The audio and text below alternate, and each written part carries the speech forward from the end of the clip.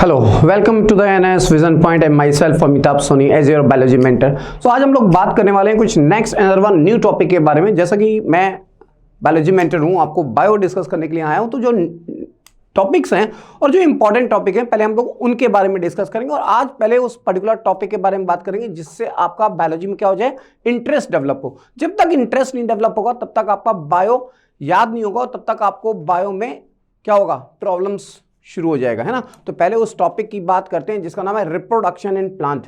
ये जो reproduction in plant है, बेसिकली इस रिप्रोडक्शन के बारे में अगर आप नॉर्मली किसी बच्चे से ही पूछेंगे तो उसको भी पता है कि रिप्रोडक्शन से होता क्या और इसके मतलब क्या है। लेकिन हमें यहाँ किस पॉइंट ऑफ व्यू से पढ़ना है, इस पर्टिकुलर एग्जाम के पॉइंट ऑफ व्यू से इस पर्टिकुलर टॉपिक की स्टडी करनी है जिसका नाम है रिप्रोडक्शन इन प्लांट। ओके, तो बात करते हैं वन बाय वन। और जब आपकी बायो में इंटरेस्ट डेवलप हो जाएगा तो आपको बायो बहुत इजी लगने लगेगी और ये बायोलॉजी से आपके स्कोर बढ़ते हैं। नंबर ऑफ परसेंटेज जो आपके हैं अदर सब्जेक्ट उनके कंपैरेटिवली बायो से क्या होगा, आपका जो रिकॉर्ड है, जो परफॉर्मेंस है वो इंप्रूव होती है। तो बात करते हैं इस रिप्रोडक्शन इन प्लांट के रेफरेंस में। इस रिप्रोडक्शन इन प्लांट की अगर हम लोग बात करें तो यहां पे सबसे पहले तो ये रिप्रोडक्शन है क्या। बेसिकली ये जो रिप्रोडक्शन है, ये जितने लिविंग ऑर्गेनिज्म हैं उनमें एक स्पेसिफिक बायोलॉजिकल प्रोसेस है। Means reproduction is a characteristics of all living organism. जो भी लिविंग ऑर्गेनिज्म होंगे उनके अंदर रिप्रोडक्शन तो हो गई होगा। और उसका पर्पस क्या है? पर्पस है अपने जैसे कॉपीज का फॉर्मेशन। मतलब अपने जैसे कॉपीज और ऑफस्प्रिंग्स का फॉर्मेशन जो होगा वो न्यू वन जनरेशन जो डेवलप होगी वो थ्रू रिप्रोडक्शन होगी। अगर हम कहें इस पेन की बात करें तो ये पेन नॉर्मली एक से दो नहीं हो सकते। चाहे आप 2 साल रखो, चाहे आप 10 साल रखो, ये 2 नहीं बन सकते। क्यों? क्योंकि नॉन लिविंग है। लेकिन अगर हम इस पर्टिकुलर बॉक्स के अंदर, एक रूम के अंदर 2 रैबिट को रख दें, मेल और फीमेल रैबिट को एक कमरे में रख दें और सारे नॉर्मल चीज़ें उसको अवेलेबल कराएं जो उसके ब्रीडिंग के लिए जरूरी हैं, तो 1 साल के अंदर वो कई सारे नंबर्स बन सकते हैं, उनके कई सारे ऑफ स्प्रिंग्स डेवलप हो सकते हैं। तो यहाँ पे हम लोग कह रहे हैं कि it is a characteristics of, या it is a most important characteristics of all living organism and which is a necessary for continuation of species. ये reproduction continuation of species means next generation का, फिर next generation का जो formation होगा वो इसी particular reproduction की वजह से होगा। तो ये कह सकते हैं कि biological process by which the living organism produce the there offspring. मतलब ये जो रिप्रोडक्शन है कि ये बायोलॉजिकल प्रोसेस है जिसके अंदर न्यू ऑर्गेनिज्म का फॉर्मेशन होगा। अब ये जो रिप्रोडक्शन है कितने टाइप का होता है, कैसे होता है, इसके बारे में हम लोग धीरे धीरे बात करेंगे। दूसरी चीज कि ये जो बेसिकली कंटिन्यूटी ऑफ स्पीसीज है जो हमारे इस पर्टिकुलर रिप्रोडक्शन का रिजल्ट है, that is continuation of species. तो वो कंटिन्यूटी ऑफ स्पीसीज को बस प्रोसेस को हम लोग बोलेंगे, उसको हम लोग बोलेंगे क्या, रिप्रोडक्शन। तो सिंपल सी बात है, रिप्रोडक्शन का मतलब है it is a takes place in all living organism which is the result the continuity of species and it is a biological process. ये लिविंग ऑर्गेनिज्म की कैरेक्टरिस्टिक्स फीचर है, not the non living thing. दूसरी चीज कि ये जो reproduction है, इस रिप्रोडक्शन में ये जो ऑल लिविंग ऑर्गेनिज्म इस प्लांट और एनिमल दोनों के अंदर जो देखने को मिलेगा, यहां पे नॉर्मली रिप्रोडक्शन 3 टाइप का होता है। एक वो जिसको हम लोग बोलते हैं वेजिटेटिव रिप्रोडक्शन, दूसरे को बोलते हैं एसेक्सुअल रिप्रोडक्शन और तीसरे को बोलते हैं सेक्सुअल रिप्रोडक्शन। तो यहां पे जो वेजिटेटिव रिप्रोडक्शन है, वेजिटेटिव रिप्रोडक्शन, एसेक्सुअल रिप्रोडक्शन और सेक्सुअल रिप्रोडक्शन, ये तीनों टाइप के रिप्रोडक्शन हमारे लोअर प्लांट के अंदर देखने को मिलते हैं। अगर हम लोग बात करें हायर एनिमल्स की, स्पेशली बात करें ह्यूमन बॉडी की, तो ये वेजिटेटिव रिप्रोडक्शन वहां पे देखने को नहीं मिलता। लेकिन ये आप सोच रहे होंगे सर ने ये बता तो दिया कि 3 टाइप का होता है, लेकिन एग्जैक्टली होता क्या है, वेजिटेटिव कब बोलेंगे, एसेक्सुअल कब बोलेंगे और सेक्सुअल रिप्रोडक्शन कब बोलेंगे। तो बात करते हैं, अगर हम लोग पहले अपनी बात करें तो ह्यूमन बॉडी के अंदर केवल और केवल सेक्सुअल रिप्रोडक्शन होता है जनरली इन ह्यूमन बॉडी। और इन एनिमल जो हायर एनिमल्स हैं उनके अंदर क्या होता है, केवल सेक्सुअल रिप्रोडक्शन होता है। और इसी तरीके से अगर हम प्लांट की बात करें, जैसे स्पर्मेटोफाइटा जहां सीड बनते हैं, उन मोस्टली प्लांट के अंदर भी हमारा सेक्सुअल रिप्रोडक्शन भी होता है। उनके अलावा वहां वेजिटेटिव भी होगा और एसेक्सुअल भी होगा। तो यहां बात कर रहे हैं कि ये जो मोड ऑफ रिप्रोडक्शन है जो वेजिटेटिव है, इस वेजिटेटिव रिप्रोडक्शन का मतलब समझ लीजिए किसी भी पर्टिकुलर प्लांट के अंदर या एनिमल के अंदर कुछ वेजिटेटिव स्ट्रक्चर होते हैं, वेजिटेटिव पार्ट होते हैं। जैसे हम लोग अगर बात करें रूट स्टेम लीफ की, रूट स्टेम और लीफ की, तो ये जो रूट स्टेम लीफ होते हैं, ये root stem leaf angiosperm plant के अंदर नॉर्मली ये जो रूट स्टेम लीफ है ये सब वेजिटेटिव स्ट्रक्चर है। मतलब रूट को काटिए, नया प्लांट। आलू है, आलू का मतलब क्या है, ट्यूबर, स्टेम, उसको भी आप 4 पार्ट में काट लीजिए और वो भी नए प्लांट का फॉर्मेशन कर सकता है। जैसे आपकी ब्रायोफ्लम, अजूबा की जो पत्ती होती है उस पत्ती को भी तोड़ के आप सॉइल में डिप कर दीजिए, डाल दिए सॉइल में, उनसे भी नए प्लांट बन जाते हैं। तो ये सब क्या हो गए, वेजिटेटिव स्ट्रक्चर। तो those structure which is called as vegetative structure which participate in reproduction, जिस रिप्रोडक्शन में ये वेजिटेटिव स्ट्रक्चर से नेक्स्ट कंटिन्यूटी ऑफ स्पीसीज होगी उसको क्या बोलेंगे, वेजिटेटिव रिप्रोडक्शन। इस वेजिटेटिव रिप्रोडक्शन के अंदर कोई भी टाइप का गैमीट नहीं बनता, कोई भी टाइप के स्पोर नहीं बनते। मेरी बात ध्यान से सुनिएगा, वेजिटेटिव के अंदर ना कोई स्पोर बनते हैं, ना कोई गैमीट बनते हैं, ना ही 2 अपोजिट सेक्स का इन्वॉल्वमेंट होता है। ओके, तो यहां जो वेजिटेटिव रिप्रोडक्शन होंगे, ये वेजिटेटिव रिप्रोडक्शन में न्यू प्लांटलेट्स का जो फॉर्मेशन होगा, वो न्यू प्लांट का फॉर्मेशन तब होगा जब ये वेजिटेटिव स्ट्रक्चर्स की हेल्प से होगा। फॉर एग्जाम्पल, यहां जो वेजिटेटिव रिप्रोडक्शन है, ज्यादातर ये वेजिटेटिव रिप्रोडक्शन सोमैटिक सेल्स में होता है। सोमैटिक सेल्स पार्टिसिपेट करती हैं इस पर्टिकुलर वेजिटेटिव रिप्रोडक्शन के अंदर। मान लेते हैं ये हमारा अगर ईस्ट है, ये अगर ईस्ट की बॉडी है, तो ये हमारा क्या हो गया, बड। तो इस बड के अंदर अगर ये बड हमारे यहां से टूट के नेक्स्ट फेवरेबल कंडीशन में, जब ये फेवरेबल कंडीशन मिलेगी तो यहां पे क्या होगा, ये नेक्स्ट न्यू ईस्ट का फॉर्मेशन कर सकती है। तो उसको बोलते हैं by budding, that is buds. और कुछ स्पेसिफिक ऑर्गन होते हैं जो हमारे प्लांट को फॉर्म करते हैं बाय वेजिटेटिवली रिप्रोड्यूस। तो प्लांट के अंदर मेनली जो रिप्रोडक्शन होगा वेजिटेटिव, वो रूट से, स्टेम से, लीफ से या बड से देखने को मिलता है। ठीक है ना, ये किससे देखने को मिलेगा, बड से देखने को मिलेगा। एंड इट इज कभी कभी कुछ लोग, कुछ साइंटिस्ट या कुछ कह लीजिए टीचर्स इसको कहते हैं it is similar as asexual reproduction. लेकिन एसेक्सुअल रिप्रोडक्शन और वेजिटेटिव में लिटिल बिट डिफरेंस है, क्योंकि जो एसेक्सुअल रिप्रोडक्शन होते हैं उनके अंदर माइटोस्पोर्स बनते हैं, माइटोसिस से होता है वो। और यहां पे क्या है कि ये जो आपका वेजिटेटिव रिप्रोडक्शन है, इस वेजिटेटिव रिप्रोडक्शन के अंदर हमारे कोई भी गैमीट या किसी भी टाइप के स्पोर का इन्वॉल्वमेंट नहीं होता। मैं दूसरे तरीके से एक्सप्लेन करता हूं। ये हमारा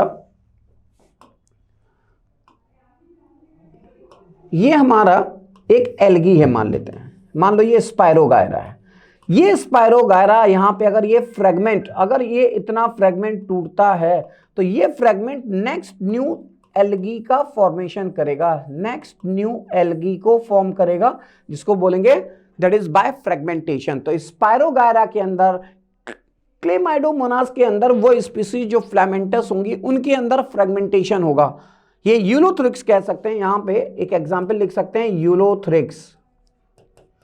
इस यूलोथ्रिक्स के अंदर भी क्या होगा, फ्रेगमेंटेशन। फ्रेगमेंटेशन का मतलब फ्रेगमेंट, एक पर्टिकुलर पार्टिकल, अगर ये एक एल्गी है और इसमें कई सारे सेगमेंट हैं, तो वो एक सेगमेंट जब टूट के गिरेगा तो नेक्स्ट न्यू एल्गी का फॉर्मेशन होगा। ये बात क्लियर है। तो यहां पे क्या है, फ्रेगमेंटेशन होगा स्पायरोगायरा के अंदर, क्लेमाइडोमोनास के अंदर। आप थोड़ी देर के लिए भूल जाइए और याद रखेंगे यूलोथ्रिक्स। ओके, यहां पे जो ये हमारा बन गया न्यू एल्गी, ये न्यू एल्गी तभी बनेगा जब फ्रेगमेंटेशन होगा, फ्रेगमेंट ब्रेक करेगा और उसको फेवरेबल कंडीशन मिले। ऐसा ना कि टूट गया, उसको टेम्परेचर सूटेबल नहीं मिला, खाना नहीं मिला, पानी नहीं मिला, तो कैसे बनेगा न्यू एल्गी, फिर तो नहीं बनेगा। तो यहां पे उसको एक सूटेबल कंडीशन चाहिए जिसकी वजह से वो न्यू एल्गी का फॉर्मेशन करेगा। ओके, नेक्स्ट बात करते हैं बाय फिशन। ये जो फिशन और बडिंग है इसको थोड़ा सा हम लोग अलग से एक्सप्लेन करते हैं। यहां पे फिशन और बडिंग को एक्सप्लेन करते हैं। यहां पे फ्रेगमेंटेशन था, मेरे पास, मुझे ध्यान नहीं रहा कि वहां स्पेस था, तो यहां पे मैं अगर एक बार फिर इसको कहूं तो ये हमारी एक फिलामेंटस एल्गी है। मान लेते ये है आपका स्पायरोगायरा और ये है हमारा यूलोथ्रिक्स। और इस यूलोथ्रिक्स के अंदर इस पर्टिकुलर होल्ड फास्ट को छोड़ के, इस होल्ड फास्ट सेल को छोड़ के ये सारी की सारी सेल्स जब टूट के नेक्स्ट बनेंगी तो यहां पे कुछ इसी तरीके से हमारे क्या बन जाएंगे, नेक्स्ट न्यू यूलोथ्रिक्स का फॉर्मेशन होगा। तो ये फ्रेगमेंट हमारा क्या कर रहा है, नेक्स्ट एल्गी का फॉर्मेशन कर रहा है, इसलिए इसको बोलते हैं बाय फ्रेगमेंटेशन। एल्गी के अंदर क्या हो रहा है, रिप्रोडक्शन हो रहा है, वेजिटेटिव। दूसरी ये बात कर रहे हैं स्पायरोगायरा की, तो ये स्पायरोगायरा है हमारा, और इस स्पायरोगायरा के अंदर क्या है, ये स्पायरोगायरा। तो इस स्पायरोगायरा से भी फ्रेगमेंटेशन होगा जब हमारा इतना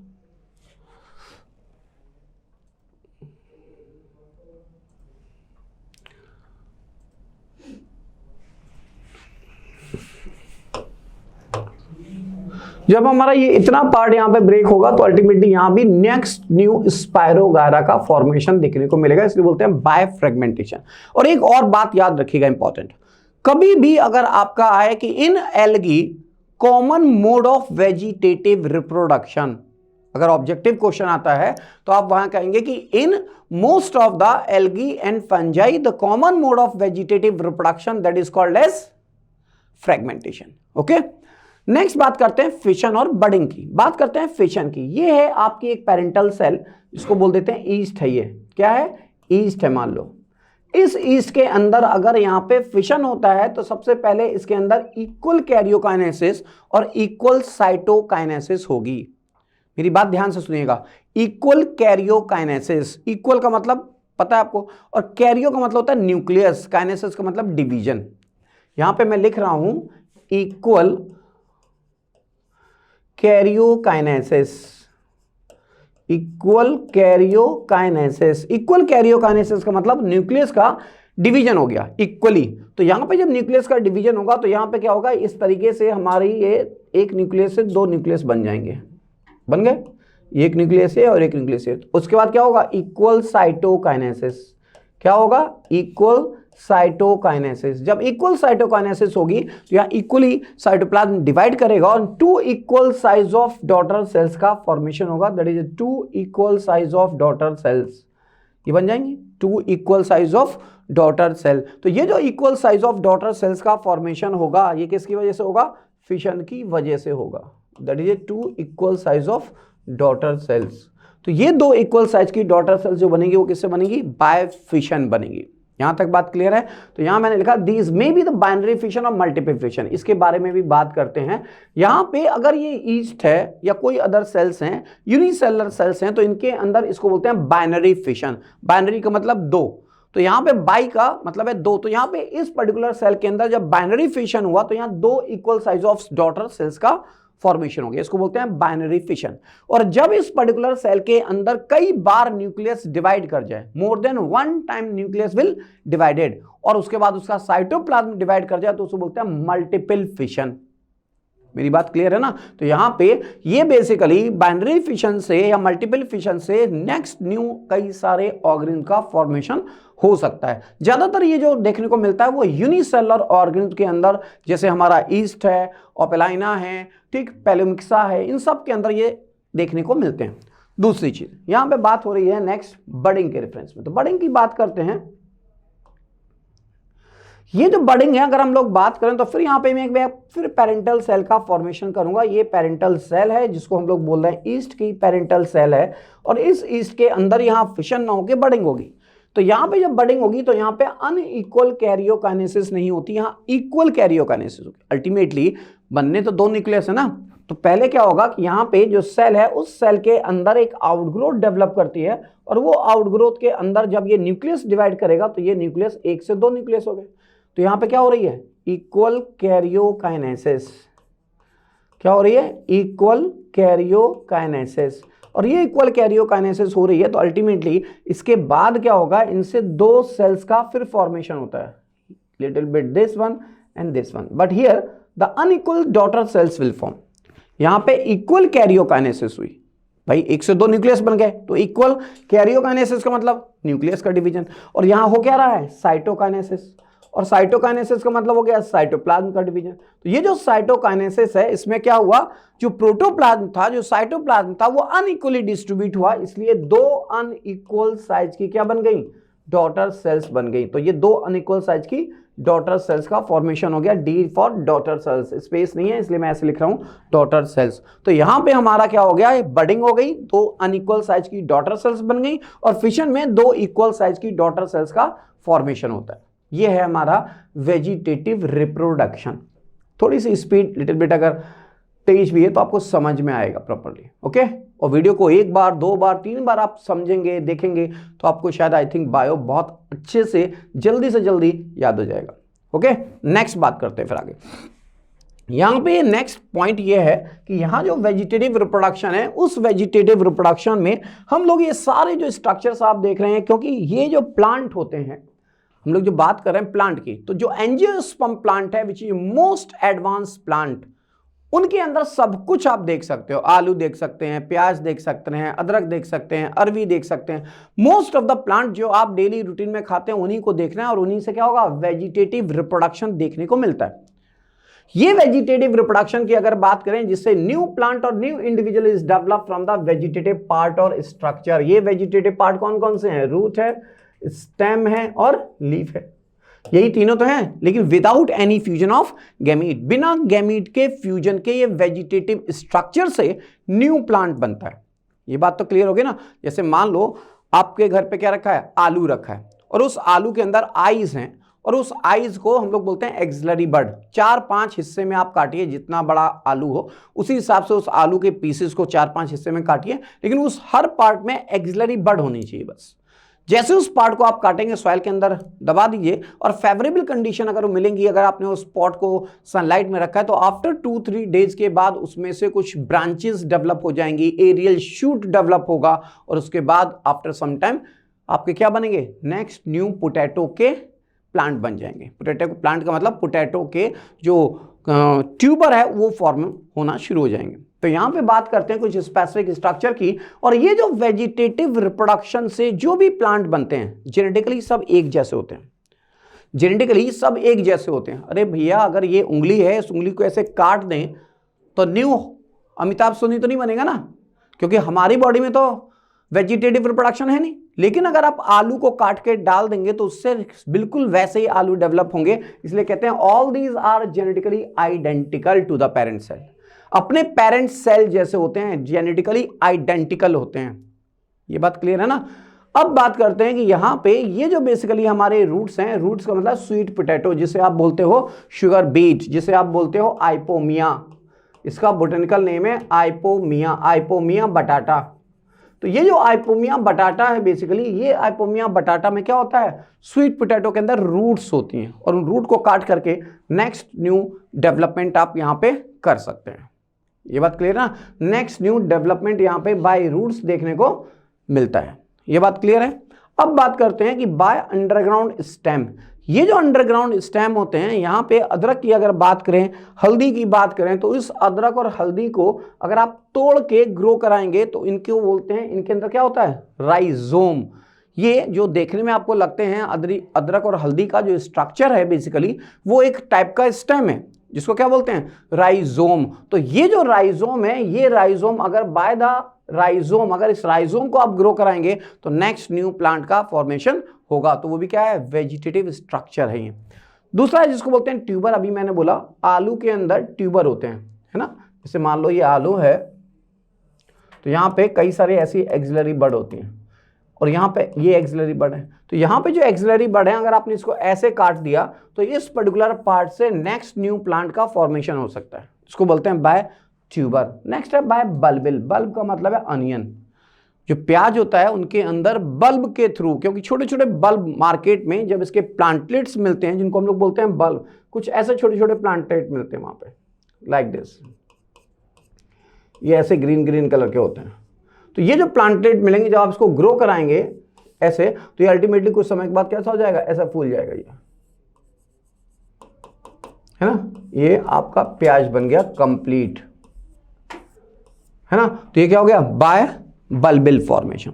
ये तो बात हुई बेसिकली एरियल स्टेम है सारे के सारे, ठीक। अंडरग्राउंड स्टेम है, नॉट एरियल, इनको बोलते हैं अंडरग्राउंड स्टेम के थ्रू ये सारे डेवलपमेंट होते हैं जो वेजिटेटिव रिप्रोडक्शन में हेल्प करते हैं। अब अगर बात करें इस क्रीपिंग स्टेम की, क्रीपिंग का मतलब था रेंग के चलने वाला।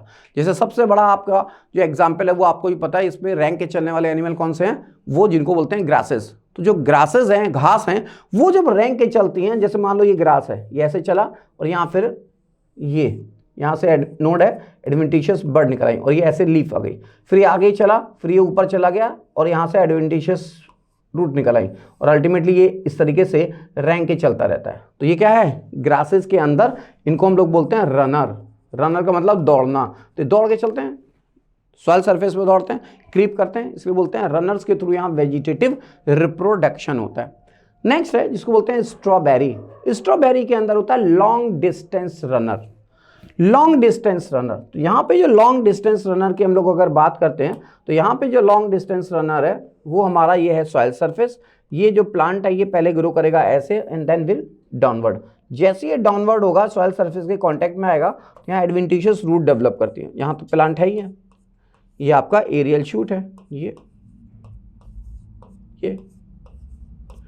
यहाँ पे जो एरियल शूट है, ये एरियल शूट के क्या है, एडवेंटिशियस रूट। तो ये एडवेंटिशियस रूट जब बेसिकली यहाँ निकली नोड से, तो ये पैरे एरियल स्टेम है जो ऊपर की तरफ जाएगा, then it is will downward, इसको बोलते हैं सब एरियल स्टेम। और ये आपका यहाँ से फिर एक एरियल शूट निकलेगा, तो ये वेजिटेटिव रिप्रोडक्शन में हेल्प कर रहा है। यहाँ से अगर आप काटोगे तो ये प्लांट अलग हो जाएगा और ये प्लांट अलग हो जाएगा। तो इस स्ट्रक्चर को हम लोग बोलते हैं स्टोलन, इसको बोलते हैं लॉन्ग डिस्टेंस रनर, इसको बोलते हैं लॉन्ग डिस्टेंस रनर। ये बात क्लियर है। ऐसी होता है ऑफसेट। ऑफसेट का मतलब होता है ये शॉर्ट थिक रनर होता है। क्या होता है, शॉर्ट थिक रनर। और ये जो शॉर्ट थिक रनर्स होते हैं बेसिकली, ये जो शॉर्ट थिक रनर्स हैं,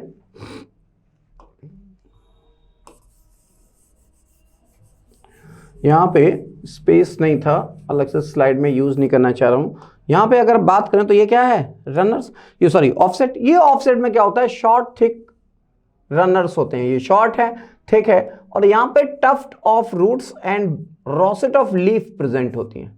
ये क्या है, rosette of leaf means group में लीफ प्रेजेंट होंगी दोनों नोड के ऊपर कुछ इस तरीके से, और यहां पे टफ्ट ऑफ रूट्स होती हैं यहां पे। इस पर्टिकुलर स्ट्रक्चर को बोलते हैं ऑफसेट। क्या बोलेंगे, ऑफसेट। और ये यहां पे ऐसे क्रॉस करेंगे तो ये नेक्स्ट न्यू प्लांट का फॉर्मेशन हो जाता है। ये बात क्लियर है। तो ये हो गया हमारा ऑफसेट। आइकॉर्निया के अंदर इसका एग्जांपल है आइकॉर्निया, जिसे हम लोग पिस्सिया, जिसे हम लोग बोलते हैं टेरर ऑफ बंगाल, है ना, एक्वाटिक प्लांट्स हैं। तो ये सब वेजिटेटिव स्ट्रक्चर हैं जो कहीं ना कहीं वेजिटेटिव रिप्रोडक्शन में हेल्प करते हैं। तो आई थिंक आपको ये बात समझ में आ गई होगी कि इन केस ऑफ प्लांट, जो प्लांट हैं चाहे वो आपके लोअर प्लांट हो लाइक एल्गी फंजाई हो, और चाहे वो हायर प्लांट हो लाइक एंजियोस्पर्म, इन सब के अंदर वेजिटेटिव रिप्रोडक्शन देखने को मिलता है और सब के अंदर कुछ स्पेसिफिक स्ट्रक्चर्स होते हैं। ओके, यहां तक अगर कुछ पूछना है तो इस पर्टिकुलर एनएस विजन पॉइंट्स की जो ऐप है उस पर, या जो आपके कमेंट्स बॉक्स हैं उस कमेंट बॉक्स में जाकर के व्हाट्सएप कर सकते हैं, क्वेश्चंस डिस्कस कर सकते हैं। आगे बात करते हैं, नेक्स्ट टॉपिक है जिसको हम लोग बोलते हैं वेजिटेटिव और एसेक्सुअल और सेक्सुअल रिप्रोडक्शन। यहां मैंने बोला टाइप ऑफ रिप्रोडक्शन। ये जो रिप्रोडक्शन होते हैं ये बेसिकली रिप्रोडक्शन 3 टाइप के होते हैं। जैसे मैंने इनिशियली भी बात की थी यहाँ पे, ये जो रिप्रोडक्शन होंगे, ये रिप्रोडक्शन कितने टाइप के होंगे, 3 टाइप के होंगे। ये रिप्रोडक्शन होंगे 3 टाइप के।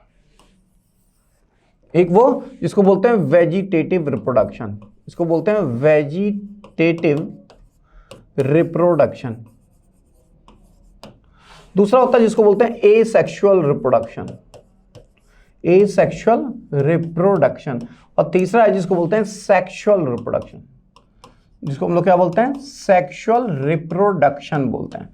तो ये जो बात है कि ये वेजिटेटिव, एसेक्सुअल और सेक्सुअल रिप्रोडक्शन है, तो यहां पे बात ये है कि ये जो तीनों की तीनों रिप्रोडक्शन है ये होते क्या है, मेन बेसिक डिफरेंस क्या होता है। आज के बाद आपके दिमाग में कोई भी जरा सा कंफ्यूजन नहीं रहेगा अगर आप यहां ध्यान से मेरी बात को सुनेंगे, है ना। तो ध्यान दीजिएगा, जब भी हमारे अंदर या पर्टिकुलर किसी प्लांट में वेजिटेटिव रिप्रोडक्शन होता है तो सबसे पहली बात, ना तो यहां गैमीट बनते हैं ना कोई स्पोर बनते हैं। पहले लिख सकते हैं नो गैमीट, नो गैमीट और नो स्पोर, ना तो स्पोर बनेगा ना गैमीट बनेगा। तब ये वेजिटेटिव रिप्रोडक्शन होगा किसकी हेल्प से, it takes place with the help of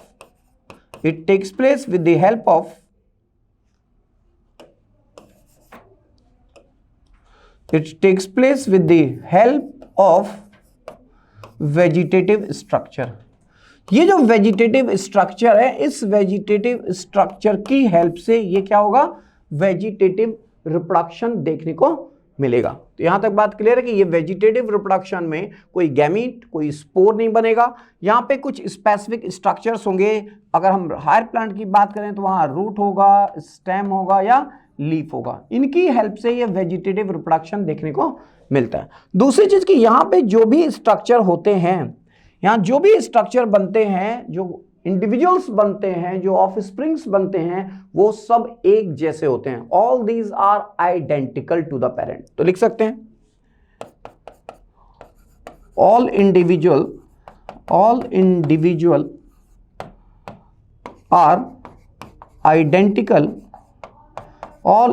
are identical to their parents. तो यहां पे जो भी इंडिविजुअल्स हैं वो सब हमारे पेरेंट्स जैसे होते हैं, पेरेंट की तरह आइडेंटिकल होते हैं। ओके, तो ये तो हो गई बात वेजिटेटिव रिप्रोडक्शन के रेफरेंस में। अब हम लोग यहां बात करते हैं कि यहां पे जो एसेक्सुअल रिप्रोडक्शन है वहां की अगर बात करें तो यूनिपेरेंटल जो होंगे, जो पेरेंट्स एक single parent, not opposite sex. तो यहां बात हो रही है यूनिपेरेंटल, विच में बी मेल और विच में बी फीमेल। यहां मेल और फीमेल की बात ही नहीं कर रहे हैं। तो यहां क्या है कि वो पर्टिकुलर रिप्रोडक्शन जो केवल यूनिपेरेंटल होंगे लोग। ठीक, यूनिपेरेंटल का मतलब बात समझ में आई। यूनिक मतलब सिंगल पेरेंट की रिक्वायरमेंट है, विच में भी मेल और विच में भी फीमेल। तो ये यूनिपेरेंटल लोग होंगे, उनके अंदर एसेक्सुअल रिप्रोडक्शन होगा। दूसरा, इनके अंदर माइटोस्पोर बनते हैं। माइटोसिस होती है और उस माइटोसिस से क्या बनते हैं, माइटोस्पोर बनते हैं। ये माइटोस्पोर जिनको हम लोग एसेक्सुअल स्पोर भी बोलते हैं। क्या बोलते हैं, एसेक्सुअल स्पोर बोलते हैं। और ये बनते किससे हैं, माइटोसिस से। ये माइटोसिस जब होगी इन पर्टिकुलर सेल के अंदर तो उनसे क्या बनेंगे, स्पोर। उनको बोलते हैं माइटोस्पोर और इनको हम लोग बोलते हैं एसेक्सुअल स्पोर। क्या बोलते हैं, एसेक्सुअल स्पोर बोलते हैं। इनके कई सारे टाइप हो सकते हैं, विच में बी जू स्पोर, विच में बी हिप्नोस्पोर, विच में be a planospore. Okay, like zoospore, like a planospore. ये सब के सब हमारे माइटोस्पोर हैं। दूसरी इंपॉर्टेंट पॉइंट ये हुआ कि यहां पे हमारे क्या होते हैं, यहां पे कोई भी गैमीट नहीं बनते, नो गैमीट फॉर्म, कोई गैमीट का फॉर्मेशन नहीं होता। लेकिन यहां पे कोई वेरिएशन भी नहीं होता। अगर किसी पर्टिकुलर प्लांट के अंदर एसेक्सुअल रिप्रोडक्शन हुआ, जूस्पोर से कोई न्यू एल्गी बनी, तो उनके अंदर कोई वेरिएशन नहीं होता, वो सब एक जैसे देखने में लगते हैं। That is no any kind of variation here. Okay, यहां पे जो इंडिविजुअल्स होते हैं, जो इंडिविजुअल्स बनते हैं, इंडिविजुअल्स फॉर्म, वो सब आइडेंटिकल होते हैं, इसलिए उनको हम लोग क्लोन बोलते हैं। तो जो एसेक्सुअल रिप्रोडक्शन से आइडेंटिकल इंडिविजुअल्स होंगे, सिमिलर विद द पेरेंट्स होंगे, उनको क्या बोलते हैं, क्लोन। या क्लोन बोल सकते हैं, बोलते नहीं हम लोग, यहां बोलते हैं ये जो है these are already identical, genetically these are identical copies of their parent. यहां भी होते हैं, लेकिन यहां पे क्या है, ये यहां पे specifically these are takes place by the mitosis. तो कभी कभी थोड़ा बहुत कुछ कंफ्यूजन होता है कि सर कहीं कहीं लिखा हुआ है कि fission and budding that is A type of asexual reproduction. वो बात ठीक है, मतलब कुछ हद तक कहना चाहिए, लेकिन fragmentation is not the part of asexual reproduction. मेरी बात समझ में आ रही है। जैसे हमने बोला कि रूट स्टेम लीफ को काटने पे नए प्लांट बन जाते हैं, तो which is not the asexual reproduction, which is A vegetative reproduction. मेरी बात क्लियर है ना। जैसे ग्राफ्टिंग हो गया, गुटी फॉर्मेशन आगे हम लोग डिस्कस करेंगे, वो that is A part of asexual reproduction. कैसे होता है, क्या है, आगे बात करते हैं। तो ये तो बात हुई कि यहाँ गैमीट नहीं बनेंगे, इंडिविजुअल जो बनते हैं वो सब क्लोन्स कहलाते हैं। माइटोसिस होती है, जिनसे माइटोस्पोर्स बनते हैं। These are the asexual reproduction. तो याद रखेंगे कि एसेक्सुअल रिप्रोडक्शन माइटोस्पोर्स बनते हैं, यूनिपेरेंटल स्ट्रक्चर मतलब यूनिपेरेंट्स होंगे, उनके अंदर ये एसेक्सुअल रिप्रोडक्शन होगा और अल्टीमेटली इंडिविजुअल्स जो बनेंगे उनको क्लोन बोलते हैं, कोई वेरिएशन देखने को नहीं मिलता। ओके, अब बात करें सबसे इंपॉर्टेंट है वो है आपका सेक्सुअल रिप्रोडक्शन, चाहे वो ह्यूमन की बात करें, किसी एनिमल की बात करें या किसी प्लांट की बात करें।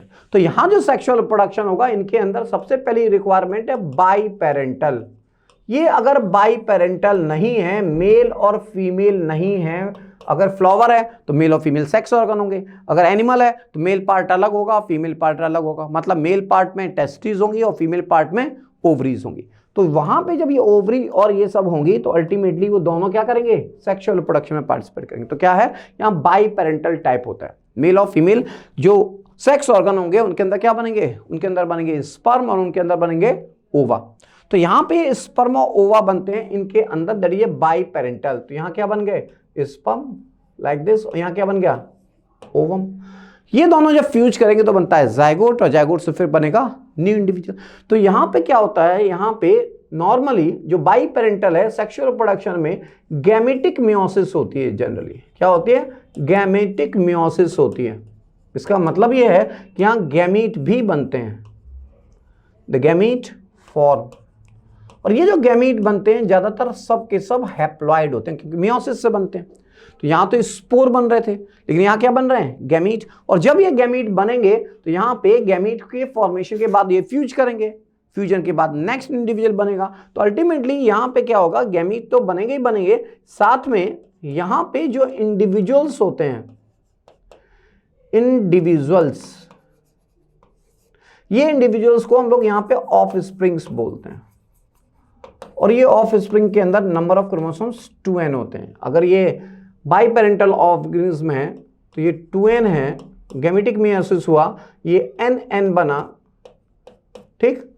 और यहां क्या हो गए, ये ऑफ स्प्रिंग कैसे होंगे, 2n। जबकि यहां पे नॉर्मली जो एसेक्सुअल रिप्रोडक्शन होता है ये 2n भी हो सकते हैं और n भी हो सकते हैं, that depend on the mitosis के स्पोर के हैप्लॉइड या डिप्लॉइड नेचर पे डिपेंड करता है। लेकिन मोस्टली हैप्लॉइड होते हैं एसेक्सुअल रिप्रोडक्शन से जो स्पोर बनते हैं।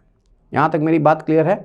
तो यहां स्पोर बनते हैं, माइटोस्पोर कहलाते हैं, यहां पे इंडिविजुअल्स के अंदर गैमीट्स बनते हैं और ये दोनों गैमीट्स फ्यूज करते हैं। एक और इंपॉर्टेंट पॉइंट लास्ट में कि यहां पे वेरिएशन देखने को मिलता है, that is a variation takes place. यहां पे क्या मिलता है, वेरिएशन देखने को मिलता है, that is a variation takes place. और ये जो वेरिएशन होता है इसलिए जो हमारे इंडिविजुअल्स बनेंगे, जो ऑफस्प्रिंग्स बनेंगे फ्रॉम पेरेंट्स, तो उनके अंदर चेंजेस मिलते हैं देखने को। बोलते हैं ना जब बच्चा पैदा होता है तो हम लोग बोलते हैं इसकी नाक पापा से मिलती है, आंखें मम्मी से मिलती हैं, ठीक, इसके ओंठ जो हैं इसकी नानी जैसे हैं, कलर इसका दादा जैसा है, ऐसा बोलते हैं ना। तो वो बोलते हैं इसलिए हैं क्योंकि उनके अंदर स्टार्टिंग में जब बच्चा छोटा है, इन्फेंट है, फर्स्ट डे बेबी है, तो वहाँ पे वो कुछ कैरेक्टर्स रिजेम्बलेंस होती है, वहाँ पे शो करते हैं। तो वो लेकिन जैसे जैसे वो बच्चा बड़ा होता है तो वो देखने में तो मदर फादर जैसा होगा, but which is not photo copy, वो फोटो कॉपी नहीं होगा। क्यों, क्योंकि वहाँ वेरिएशंस होते हैं। कब, जब गैमीट फॉर्मेशन होता है। तो ये बात आई थिंक समझ में आ गई होगी, वेजिटेटिव, एसेक्सुअल और सेक्सुअल रिप्रोडक्शन के अंदर बेसिक डिफरेंस क्या होता है। यहाँ तक बात क्लियर है तो आगे बात करें। यहां तक बात क्लियर है तो हम लोग आगे बात करते हैं। ये बात होती है, ये वर्ड है, एक वर्ड जिसको बोलते हैं apomixis.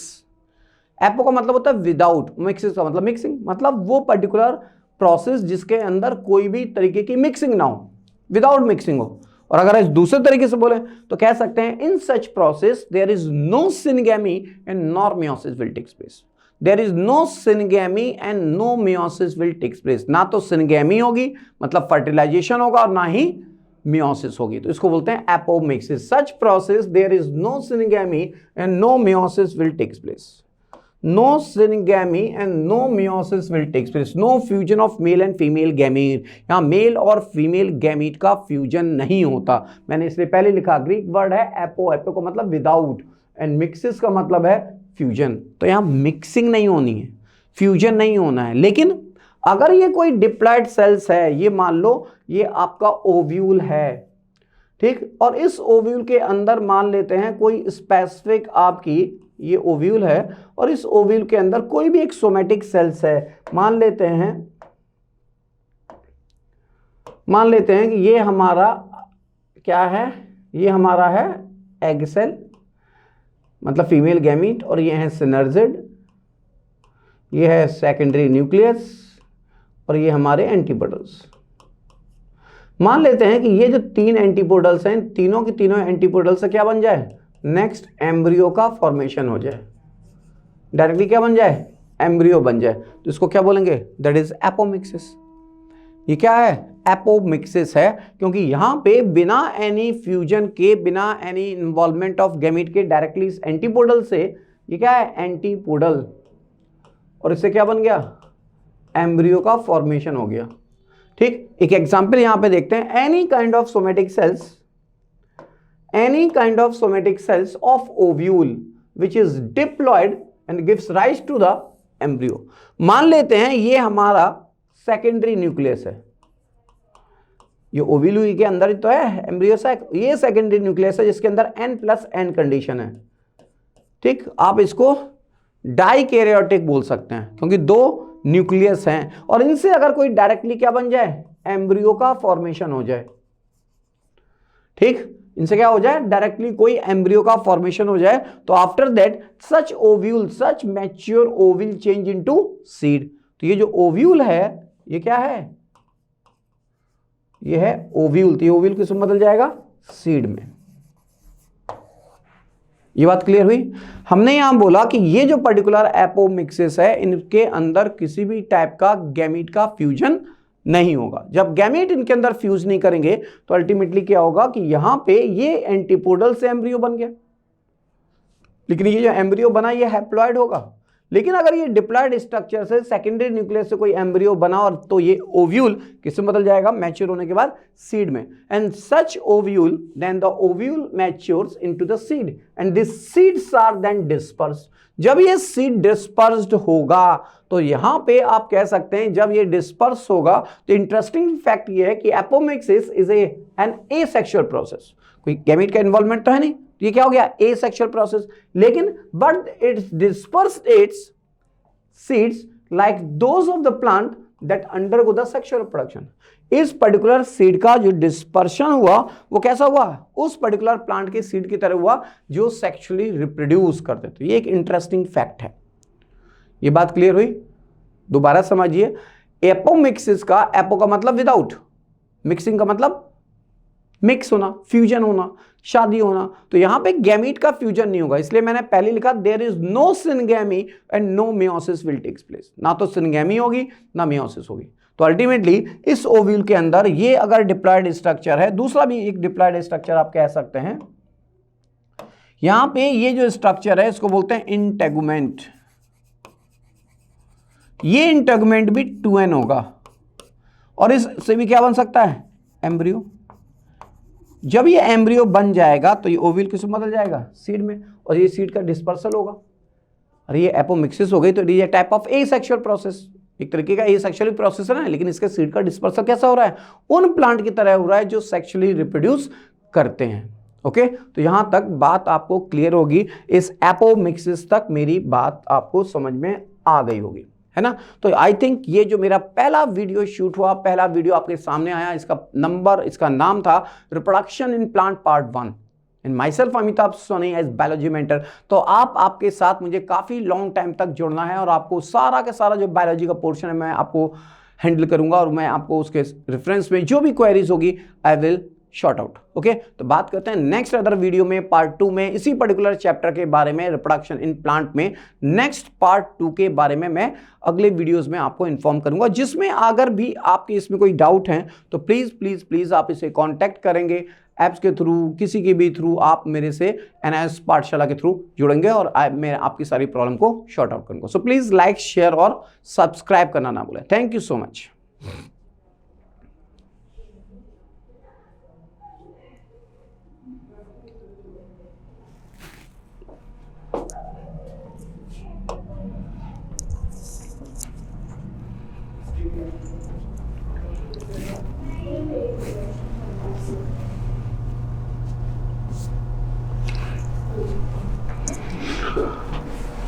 Hello students, so welcome to the NIS Vision Points and myself Amitabh Soni as your biology mentor and now we will discuss जो पिछले वीडियोस की बात हो रही थी रिप्रोडक्शन इन प्लांट की, आज इस पर्टिकुलर रिप्रोडक्शन इन प्लांट में पार्ट 2 में जो हम लोग डिस्कस करने वाले हैं वो स्पेसिफिक कुछ एल्गी की लाइफ साइकिल के बारे में। तो आपको अगर पिछला वीडियोस मेरा समझ में आ गया होगा तो शायद धीरे धीरे आपको बायो में इंटरेस्ट बनने लगेगा। तो आज हम लोग बात करते हैं इस रिप्रोडक्शन इन प्लांट में सेकंड पॉइंट के बारे में, जिसके बारे में हम लोगों को बात करनी है वो है एल्गी।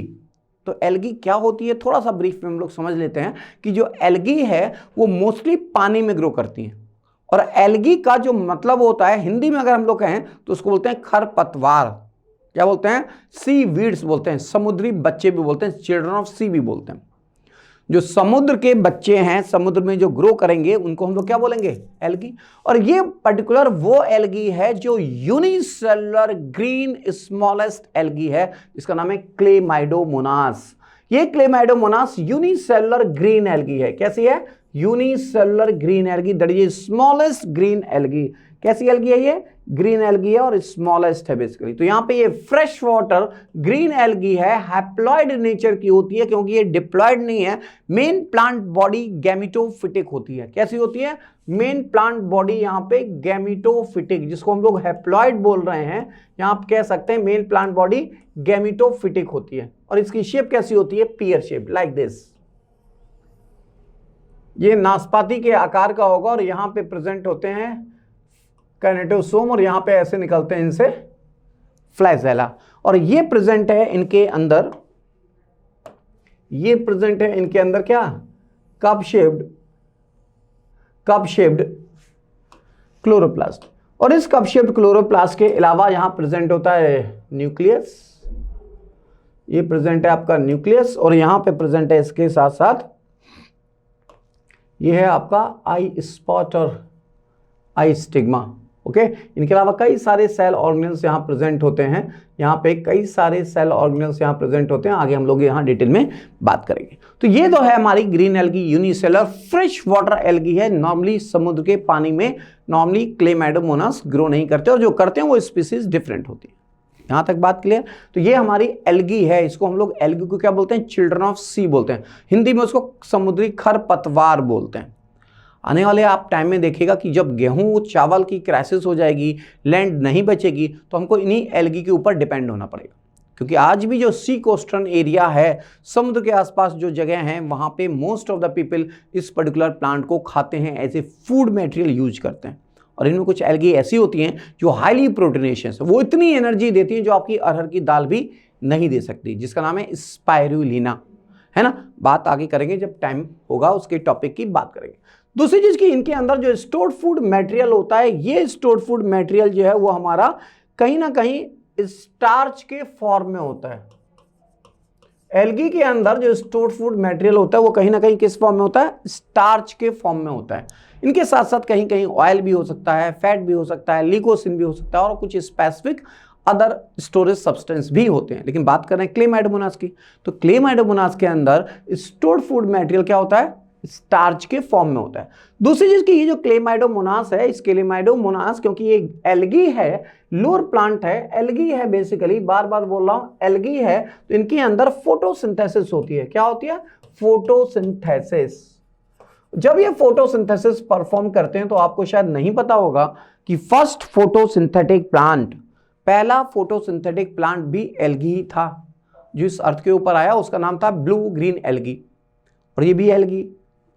मेरी बात समझ रहे हैं? तो ये क्या करेगा? फोटोसिंथेसिस करेगा, खाना बनाएगा। तो जब ये खाना बनाएगा तो यहाँ पे फोटोसिंथेटिक पिगमेंट भी होंगे, और ये जो फोटोसिंथेटिक पिगमेंट होंगे हमारे, ये फोटोसिंथेटिक पिगमेंट जिनको हम लोग बोलते हैं यहाँ पे chlorophyll a plus b, chlorophyll a plus b plus beta carotene. अगर आप इसको याद रख सके तो इसको याद रखिएगा, जितने भी ग्रीन एल्गी होंगी, जो भी ग्रीन एल्गी होगी, चाहे वो स्पायरोगायरा हो, क्लेमाइडोमोनास हो, यूलोथ्रिक्स हो, इन सब के अंदर फोटोसिंथेटिक पिगमेंट क्या होगा? Chlorophyll a plus b plus beta carotene. इनके अलावा यहाँ पे जो सेल वॉल होती है, वो सेल वॉल ज्यादातर सेलुलोज और पैक्टिन की बनी होती है। किसकी बनी होती है? पैक्टिन की और सेलुलोज की सेल वॉल बनी होती है। ये जो एल्गी होती है, ये एल्गी कैसी हैं, ये जो अगर बाहर की बात करें तो ये स्लिपरी होती हैं, पैक्टिन पैक्टोज में कन्वर्ट होता है ना, तो स्लिपरी हो जाती है। और ये होगी कैसी, सेलुलोजिक सेल वॉल होती है। ये यूनिसेलुलर मोटाइल ग्रीन एल्गी है, यहां लिखा ना, तो ये यूनिसेलुलर एल्गी, तो इसको लिख सकते हैं unicellular motile green algae. Motile इसलिए क्योंकि यहां फ्लैजेला होते हैं, यहां फ्लैजेला होते हैं, इसलिए इनको क्या बोलते हैं, मोटाइल। दूसरी चीज यहां पे एक वर्ड लिखा है that is light sensitive I spot, मैंने यहां पे बनाया है जैसे ये आई स्पॉट, अगर हम इसे बोलें तो इसको बोलते हैं आई स्पॉट। और ये जो आई स्पॉट है ये लाइट सेंसिटिव है, इसे फोटो रिसेप्टर ऑर्गन बोलते हैं। क्या बोलते हैं, फोटो रिसेप्टर ऑर्गन भी बोलते हैं। और ये ज्यादातर कहां प्रेजेंट होता है, ये है आपका क्लोरोप्लास्ट। ये क्या है, क्लोरोप्लास्ट। इस क्लोरोप्लास्ट के एपिकल एंड पे प्रेजेंट होता है। ओके, दूसरी चीज की ये जो क्लोरोप्लास्ट है, ये क्लोरोप्लास्ट कप शेप्ड होता है। कैसा होता है, cup shaped and with pyrenoids, with few number of pyrenoids. यहां जो वर्ड है पायरेनॉइड, ये इसको मैं अभी आगे अलग से एक्सप्लेन करूंगा। ये बात क्लियर है कि यहां पे जो कप शेप्ड क्लोरोप्लास्ट होगा उनके अंदर फ्यू नंबर ऑफ पायरेनॉइड्स होते हैं, लाइक दिस। यहां पे ये प्रेजेंट है पायरेनॉइड्स, और ये है आपका न्यूक्लियस। ये स्ट्रक्चर अगर आप गौर से देखें तो ये बना हुआ है क्लेमाइडोमोनास का, उससे ज्यादा बेटर ये स्ट्रक्चर की विजिबिलिटी होगी। आपको यहां सारी चीजें प्रॉपर दिखाई दे रही हैं। This is called as the flagellum, एक है इसलिए फ्लैजेलम, दो होते तो फ्लैजेला। ये जहां पे एराइज करते हैं, जहां पे ये एराइज करेंगे, इसको हम लोग बोलते हैं बेसल ग्रेन्यूल। क्या बोलेंगे, बेसल ग्रेन्यूल बोलते हैं, या इसी को बोलते हैं काइनेटोसोम। इसको क्या बोलेंगे, काइनेटोसोम। दूसरा यहां पे वैक्यूल, इसके जस्ट नीचे की तरफ कॉन्ट्रैक्टाइल वैक्यूल्स होते हैं जो क्या करते हैं, ऑस्मोरेगुलेटरी फंक्शन होते हैं। तीसरी बात कि यहां पे माइटोकॉन्ड्रिया होते हैं, तो माइटोकॉन्ड्रिया होंगे तो एनर्जी मिलेगी, पावर ऑफ सेल जिसे बोलते हैं। दूसरी चीज के अंदर गोल्गी बॉडीज भी होती हैं, क्योंकि ये ट्रू यूकैरियोटिक सेल्स हैं। जो एल्गी है वो यूकैरियोटिक सेल्स हैं। This is a plant, the first photosynthetic plant है एल्गी, और most of the 80 to 90% photosynthesis takes place by algae. Marine algae से मैक्सिमम फोटोसिंथेसिस होती है अर्थ पे। जितने आप अर्थ पे प्लांट देखते हो वो तो 10 से 20% है केवल, और 80 से 90% तो यहाँ फोटोसिंथेसिस हो रही है। दूसरी चीज यहाँ पे क्लोरोप्लास्ट है। ये जो पूरा स्ट्रक्चर आप देख रहे हो लाइक दिस, ये जो पूरा आप स्ट्रक्चर देख रहे हो ये हमारा क्लोरोप्लास्ट है। और ये जो क्लोरोप्लास्ट है ये कैसा है, कप शेप्ड। ये कप शेप्ड क्लोरोप्लास्ट है जो इस पर्टिकुलर क्लेमाइडोमोनास के अंदर देखने को मिलेगा, और यहां पे प्रेजेंट होती हैं। ये जो स्टार्च ग्रेन है ये हमारा क्या है, पायरेनॉइड्स। ये क्या है, पायरेनॉइड्स। ये pyrenoid that is a characteristics of algae only, it is a characteristics of only algae. इसको अगर डिफाइन करें तो इसको कह सकते हैं ये central proteinaceous body, central proteinaceous body, central proteinaceous body covered by starch sheath, covered by starch sheath. तो ये कवर्ड बाय स्टार्च शीथ इसको बोलते हैं पायरेनॉइड। अगर आप गौर से देखें तो ये सेंट्रल में क्या है, प्रोटीन, और ये किससे कवर्ड है, स्टार्च ग्रेन, दैट इज ये स्टार्च शीट। मेरी बात क्लियर है, तो ये क्या है, स्टार्च शीट। तो जहां भी पायरेनॉइड होंगे उसका मतलब है कि वो एल्गी है। जहां भी कहीं पायरेनॉइड दिखाई देंगे, चाहे वो एल्गी हो, ग्रीन हो, येलो हो, रेड हो, ब्राउन हो, या किसी भी पर्टिकुलर प्लांट में, लाइक ब्रायोफाइट ऑल्सो, तो इसका मतलब है कि वो ब्रायोफाइट के अंदर, टेरिडोफाइट के अंदर अगर पायरेनॉइड है तो इसका मतलब होगा कि उसकी सिंथेसिस, उसका फॉर्मेशन किससे हो रहा है, एल्गी से हो रहा है। यहां तक तो बात क्लियर होगी क्लेमाइडोमोनास के रेफरेंस में। ओके, एक और बात, ये जो आप रेड कलर का देख रहे हो इस particular apical part of chlorophyll के रेफरेंस में, ये है पूरा का पूरा आपका आई स्पॉट। इसको हम लोग आई स्टिग्मा भी बोलते हैं, that is a eye stigma और eye spot, that is a photoreceptor organ.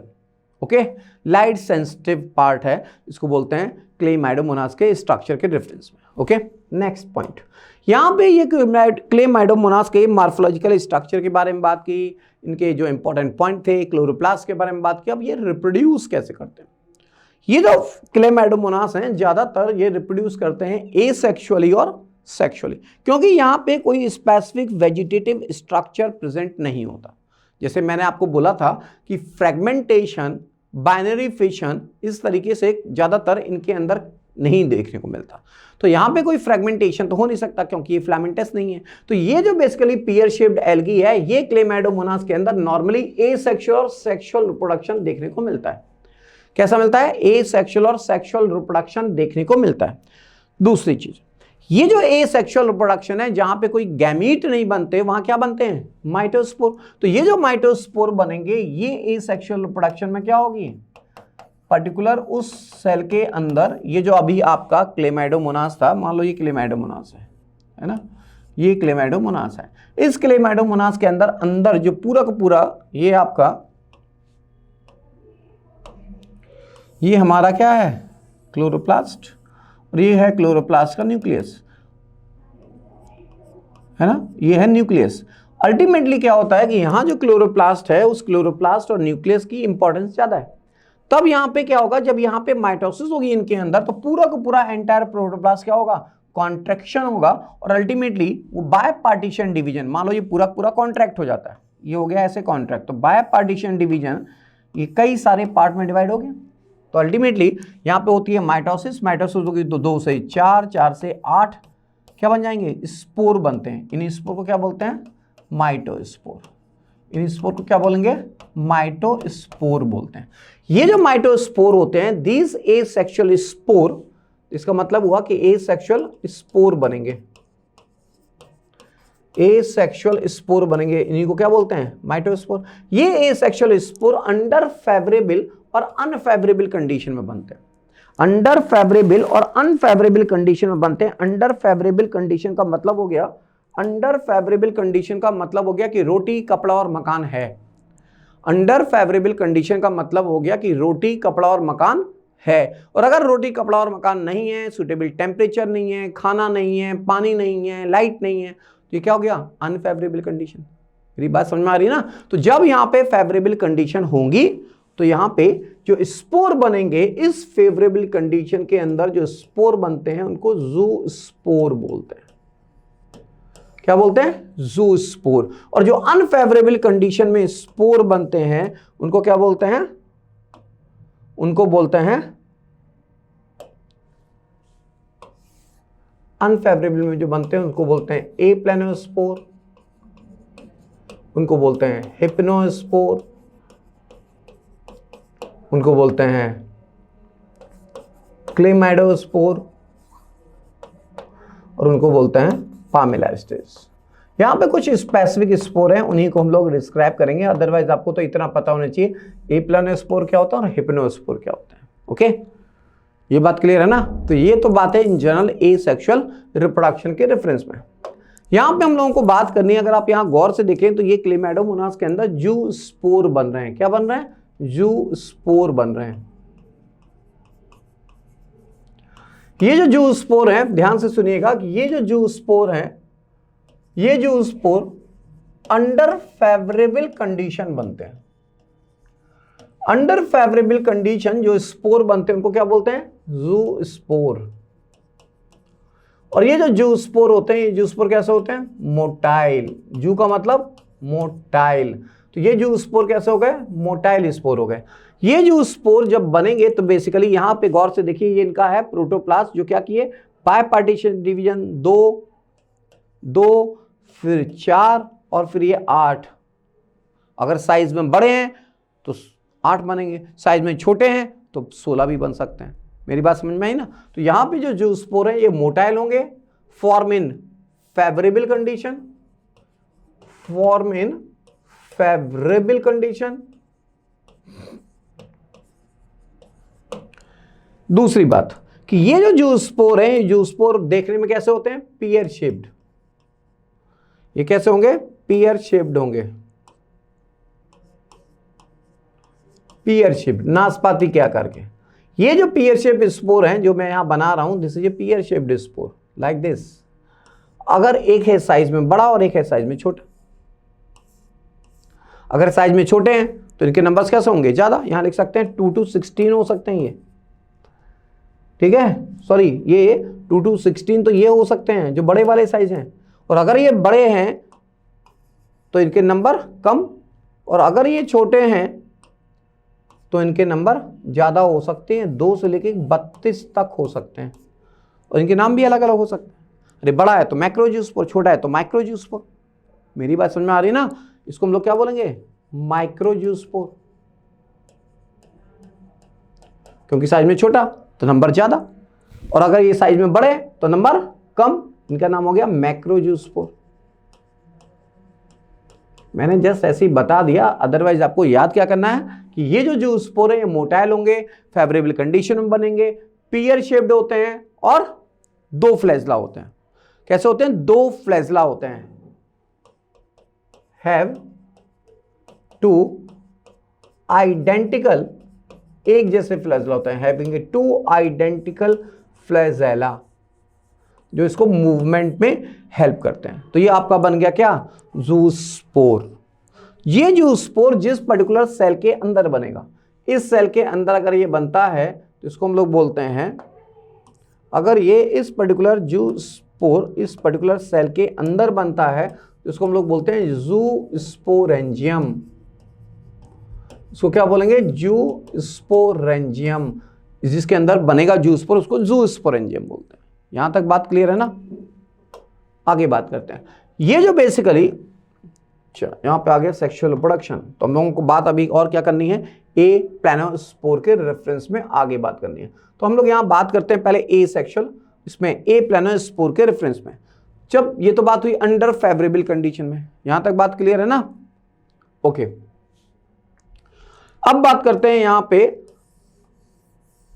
Under unfavourable condition में। जब अनफेवरेबल कंडीशन होगी तो वहां कितने टाइप के डिफरेंट स्पोर बनेंगे, उनके बारे में बात सुनिए। यहां पे जो अनफेवरेबल कंडीशन होगी तो यहां जो स्पोर बनेंगे, सबसे पहले ये जो जूस स्पोर होंगे, जब इनको खाना पीना, टेम्परेचर, लाइट सब कुछ नहीं मिलेगा तो क्या हो जाएंगे? Thin walled. और ये थिन वॉल्ड होंगे, साथ साथ कैसे हो जाएंगे? Motile, non motile.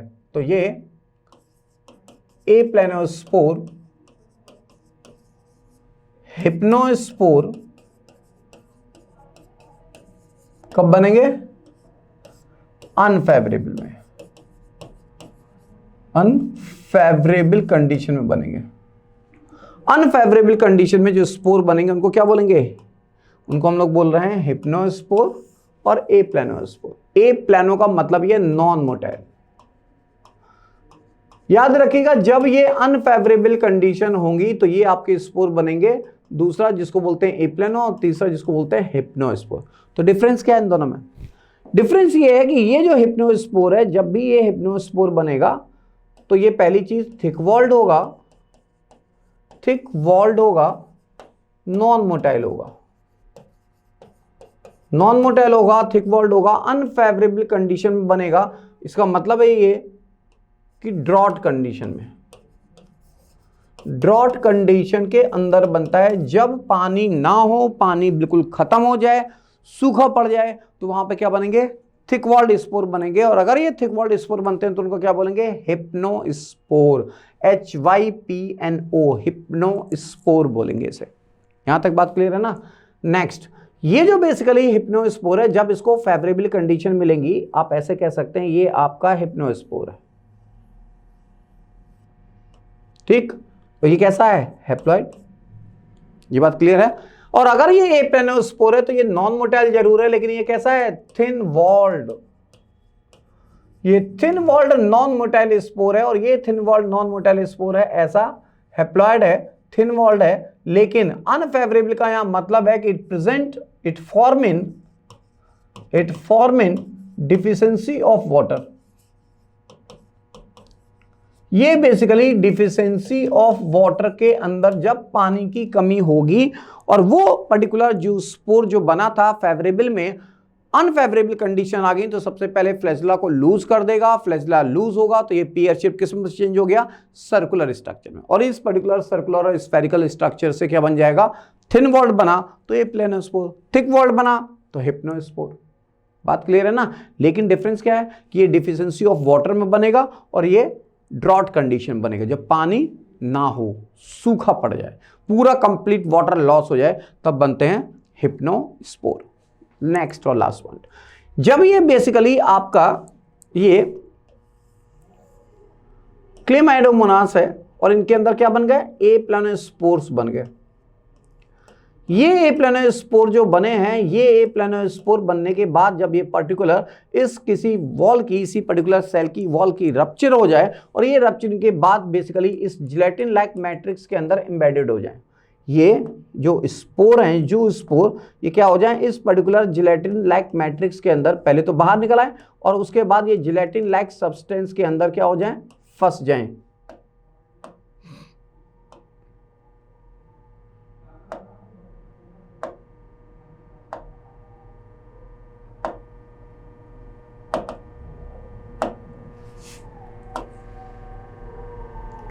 जब ये जिलेटिन लाइक सब्सटेंस के अंदर ये ऐसे फंस जाएंगे, ओके, ये है जिलेटिन, जिलेटिन लाइक सब्सटेंस, गम जैसा सब्सटेंस। तो उस गम जैसे सब्सटेंस के अंदर अगर ये ए प्लानोस्पोर फंसे हुए हैं तो पानी पे फ्लोट करेगा। इस पर्टिकुलर स्टेज को हम लोग बोलते हैं पामेला स्टेज, पामेला स्टेज बोलते हैं। तो यहां पे 3 स्पोर हुए, हिप्नोस्पोर, ए प्लानोस्पोर और पामेला स्टेज। ये जो पामेला स्टेज है ये भी एक टाइप की स्टेज है जो ए सेक्सुअल स्पोर का पार्ट है बेसिकली, ठीक है। यहाँ पे ये ए सेक्सुअल स्पोर का पार्ट है जो हमारा यहाँ पे याद रखेंगे पामेला स्टेज। जब अंडर अनफेवरेबल कंडीशन, जब ये ए प्लानोस्पोर अंदर बने और वो बाहर निकल आए, जिलेटिन लाइक सब्सटेंस में एम्बेडेड हो जाएं, तो ये ए प्लानोस्पोर ही इस पर्टिकुलर जिलेटिन लाइक सब्सटेंस में क्या करते हैं, पानी पे फ्लोट करेंगे और जब फेवरेबल कंडीशन मिलेंगी तो नेक्स्ट न्यू क्लेमाइडोमोनास को फॉर्म करेंगे। यहां तक बात क्लियर है? इसको हम लोग बोलते हैं ए सेक्सुअल रिप्रोडक्शन। अब बात करते हैं इस पर्टिकुलर सेक्सुअल रिप्रोडक्शन की, क्योंकि ये जो एल्गी है जिसका नाम है क्लेमाइडोमोनास, ये ज्यादातर simplest, smallest, unicellular green algae है, इसलिए इनके अंदर तीनों टाइप का सेक्सुअल रिप्रोडक्शन होता है, तीनों टाइप का। याद रखिएगा ये वर्ड, और इसको मैं अभी डिटेल में एक्सप्लेन करने जा रहा हूं। जब मैं डिटेल में एक्सप्लेन करूंगा उसके बाद आप कहीं भी कोई ये वर्ड सुनेगा, दिमाग में आपको याद आएगा कि सर ने क्या एक्सप्लेन किया था। ओके, तो यहां पे बात हो रही है कि यहां पे जो तीनों टाइप का सेक्सुअल रिप्रोडक्शन होगा उसको बोलते हैं आइसोगेमस, एनाइसोगेमस और oogamous type of sexual reproduction. ये जो क्लेमाइडोमोनास है यहाँ पे वेराइटीज ऑफ स्पीसीज होती हैं, लाइक क्लेमाइडोमोनास ब्राउनियाई, क्लेमाइडोमोनास कॉक्सीफेरा, क्लेमाइडोमोनास डीबेरियाना और भी कई सारी डिफरेंट स्पीसीज। तो ये डिपेंड करेगा कि कौन सी स्पीसीज है, उन स्पीसीज के अंदर किस टाइप का सेक्सुअल रिप्रोडक्शन देखने को मिलता है। लेकिन उससे पहले एक बात याद रखेंगे, जब भी सेक्सुअल रिप्रोडक्शन होगा तो इसके लिए 2 चीजों की जरूरत पड़ती है। 2 चीजों की जरूरत पड़ती है सेक्सुअल रिप्रोडक्शन में। पहला वो जिसको बोलते हैं सेक्स ऑर्गन, पहला वो जिसको बोलते हैं सेक्स ऑर्गन, और ये सेक्स ऑर्गन को इन केस ऑफ एल्गी हम लोग बोलते हैं गैमीटेंजियम। क्या बोलेंगे? गैमीटेंजियम। तो पहली रिक्वायरमेंट तो गई सेक्स ऑर्गन की, और दूसरी रिक्वायरमेंट सेक्स सेल की, और सेक्स सेल को क्या बोलते हैं? गैमीट। ये जो गैमीट हैं, ये गैमीट हमारे कहां बनेंगे? ये गैमीट हमारे इसी पर्टिकुलर गैमीटेंजियम के अंदर बनते हैं, है ना। तो इसको बोलते हैं, 2 चीजों की जरूरत पड़ती है किसी भी पर्टिकुलर सेक्स ऑर्गन को होने के लिए। पहला तो सेक्स ऑर्गन, जैसे हमारी बॉडी में टेस्टिस होना चाहिए और ओवरी होना चाहिए। अगर वो टेस्टिस और ओवरी है तो यहाँ पे क्या होगा, इस टेस्टिस और ओवरी के अंदर सेक्स सेल्स का फॉर्मेशन होगा, और वो सेक्स सेल्स होंगे स्पर्म और ओवम। आगे बात करें तो ये 3 टाइप का रिप्रोडक्शन होता है, आइसोगेमस, एनाइसोगेमस और ऊगेमस। आइसोगेमस का मतलब होता है, आइसो का मतलब ये होता है एक जैसे। यहां पे अगर हमारे गैमीट एक जैसे हों, फॉर एग्जाम्पल अगर ये गैमीट हैं, that is A male gamete and this is a female gamete, अगर ये दोनों गैमीट एक जैसे हैं तो इनका जब फ्यूजन होगा तो यहां होगी प्लाज्मोगेमी, और इनके बीच का प्रोटोप्लास्ट फ्यूज कर जाएगा। जब ये प्रोटोप्लास्ट फ्यूज करेगा तो जब प्लाज्मोगेमी होगी, ये दोनों गैमीट हमारे साइड बाय साइड ओवरलैप करेंगे, क्योंकि दोनों कैसे हैं? एक जैसे। अगर छोटे बड़े होते तब तो लड़ाई होती ना, कि मैं तुम्हारे ऊपर अटैच होऊंगा या तुम मेरे ऊपर अटैच होगे। यहाँ तो कोई मतलब ही नहीं है, मेरी बात समझ रहे ना। तो यहाँ क्या है, दोनों एक जैसे। आइसो का मतलब एक जैसे हो, गैमस का मतलब होता है फ्यूजन। तो जब यहाँ पे दोनों गैमीट के बीच में प्लाज्मोगेमी हुई, पी फॉर प्लाज्मोगेमी, तो यहाँ पे इसके बाद क्या होगा?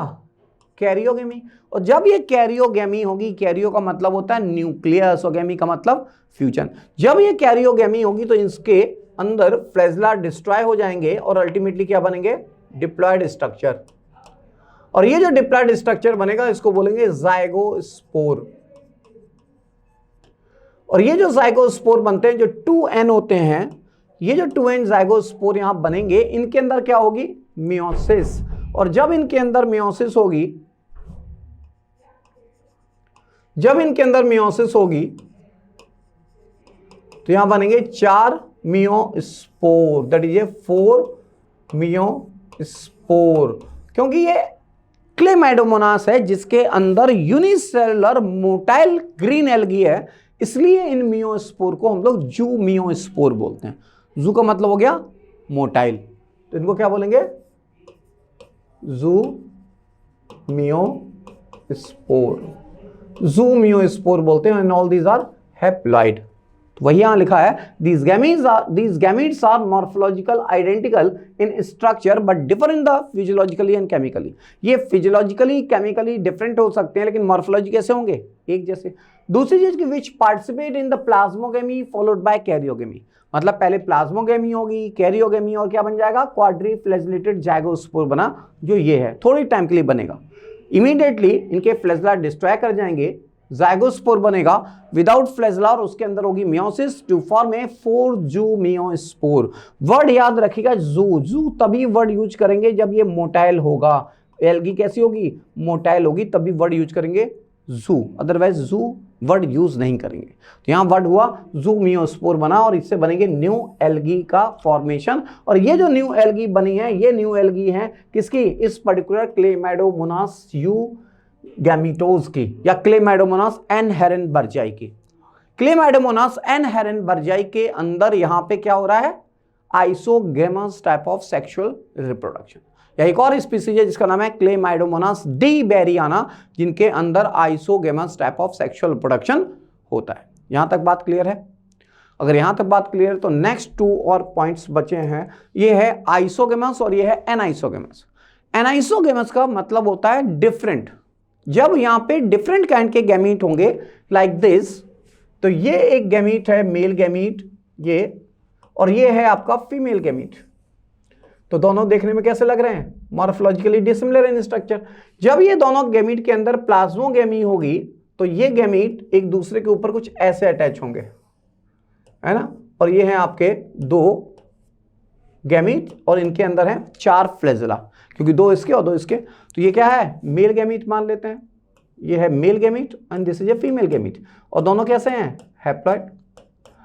मैंने वहां भी लिखा और यहां भी सेम चीज है कि दीज एनाइसोगैमीट, इनको बोलते हैं एनाइसोगैमीट, हेट्रोगैमीट, ये दोनों डिफरेंट काइंड ऑफ गैमीट जब पार्टिसिपेट करेंगे प्लाज्मोगेमी में, उसके बाद यहां पे होती है, उसके बाद यहां पे क्या होगी, फ्यूजन होगा, कैरियोगेमी होगी, और अल्टीमेटली बन जाएगा जाइगोस्पोर। इसको बोलते हैं जाइगोस्पोर। जाइगोट कभी नहीं बोलेंगे। जाइगोट वर्ड जहां यूज करते हैं जहां पे हमारे एम्ब्रियो बनते हैं। जब एम्ब्रियो का फॉर्मेशन होगा तो वहां जाइगोट से होता है, वो जाइगोस्पोर से कभी एम्ब्रियो नहीं बनता, है ना। जैसे जो आप हैं, आपकी जो उम्र है उसमें आपको अंकल और लड़कियों को आंटी नहीं बोल सकते, बोल सकते हैं क्या, नहीं। यहां पे इसलिए से जाइगोस्पोर बोलेंगे, जाइगोट नहीं। इस जाइगोस्पोर के अंदर क्या होगी, मियोसिस, क्या होगी, मियोसिस, तो बनेंगे क्या, मियोस्पोर बन जाएंगे। ये मियोस्पोर बन रहे हैं किसके अंदर, क्लेमैडोमोनास के अंदर, इसलिए इसको जू मियोस्पोर भी बोलते हैं। इनको क्या बोलते हैं, जू मियोस्पोर भी बोलते हैं, दैट इज कॉल्ड एज जू मियोस्पोर।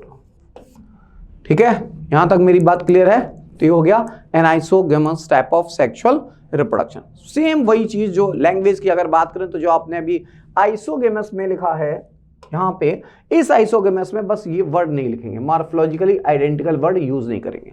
वहां क्या करेंगे, these gametes are dissimilar in structure, बाकी सारी चीजें एक जैसी होंगी। अब बचा है हमारा oogamous type of sexual reproduction. ये जो oogamous type of sexual reproduction बचा है यहां पे, ये oogamous होगा क्लेमैडोमोनास कॉक्सीफेरा के अंदर और एनाइसोगेमस होगा क्लेमैडोमोनास ब्राउनियाई के अंदर। क्लेमाइडोमोनास ब्राउनियाई के अंदर देखने को मिलता है एनाइसोगेमस, क्लेमाइडोमोनास एनहेरेंट बर्जाई के अंदर मिलता है आइसोगेमस, और इसके अंदर मिलेगा कॉक्सीफेरा में ऊगेमस। तो सोचिए क्लेमाइडोमोनास जो इतनी छोटी सी एल्गी होती है और इनके अंदर डिफरेंट स्पीसीज में different type of sexual reproduction देखने को मिलता है। नेक्स्ट बात करते हैं, ये जो oogamous type of sexual reproduction, इनके अंदर male gamete is always motile and the female gamete is always non motile. ये फीमेल गैमीट है जो नॉन मोटाइल है और ये मेल गैमीट है जो ऑलवेज मोटाइल है। मेल ऑलवेज मोटाइल ही होते हैं, चाहे वो ह्यूमन बॉडी में हो चाहे वो प्लांट के अंदर हो।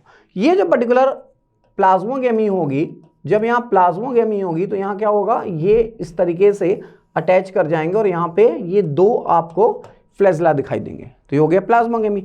जब ये प्लाज्मोगेमी हो जाएगी तो इसके अंदर जब कैरियोगेमी होगी तो इस कैरियोगेमी में इन दोनों के न्यूक्लियस क्या करेंगे, फ्यूज, और अल्टीमेटली यहाँ पे क्या हो जाएगा, ये 2n स्ट्रक्चर बनेगा जिसको हम लोग यहाँ पे जाइगोस्पोर बोलते हैं। क्या बोलेंगे, जाइगोस्पोर। और इस जाइगोस्पोर के अंदर होगी मियोसिस, क्या होगी, मियोसिस, तो इससे क्या बनेंगे, मियोस्पोर बनेंगे। क्या बनेंगे, मियोस्पोर, क्योंकि ये क्लेमाइडोमोनास है इसलिए इसको क्या बोलेंगे, जूमियोस्पोर बोलते हैं। सारे के सारे हैप्लॉइड होंगे और नेक्स्ट न्यू एल्गी का फॉर्मेशन करेंगे। यहां तक मेरी बात हुई सेक्सुअल रिप्रोडक्शन के केस में, एसेक्सुअल रिप्रोडक्शन के केस में। और नेक्स्ट हम लोगों को ये देखिए फिगर, अगर आप गौर से देखें तो इस फिगर से आपको एक चीज ये भी क्लियर हो रही होगी कि यहाँ पे ये क्या है, यहाँ पे ये एसेक्सुअल रिप्रोडक्शन है। इस पर्टिकुलर वेजिटेटिव सेल्स के अंदर इन्होंने नेगेटिव पॉजिटिव लिखा है, वो थोड़ा सा एक अलग व्यू है, लेकिन ये क्लेमाइडोमोनास के अंदर ये 2 से 4, 4 से 8 बना, तो ये हमारी क्या बन गए, जूस्पोर बन गए। इनको बोलते हैं जूस्पोर। ये जो स्पोर जब फेवरेबल कंडीशन मिलेगी तो जर्मिनेट करेंगे, ये फेवरेबल कंडीशन मिलेंगी तो जर्मिनेट करेंगे, और जर्मिनेट करेंगे तो क्या बनेंगे, न्यू क्लेमाइडोमोनास।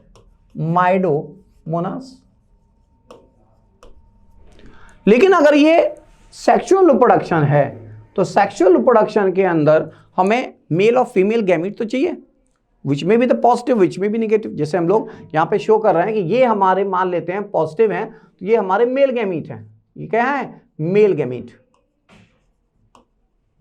लेकिन ये जो हमारे नेगेटिव हैं, ये पर्टिकुलर जिस सेल के अंदर बने थे, ये जो क्लेमाइडोमोनास है, इस क्लेमाइडोमोनास के अंदर ये जो गैमीट बने, ये सब कैसे हैं, negative in sign which is represent as female gamete. ठीक, जब ये मेल और फीमेल गैमीट बने तो इनके बीच में क्या हो गया, फ्यूजन।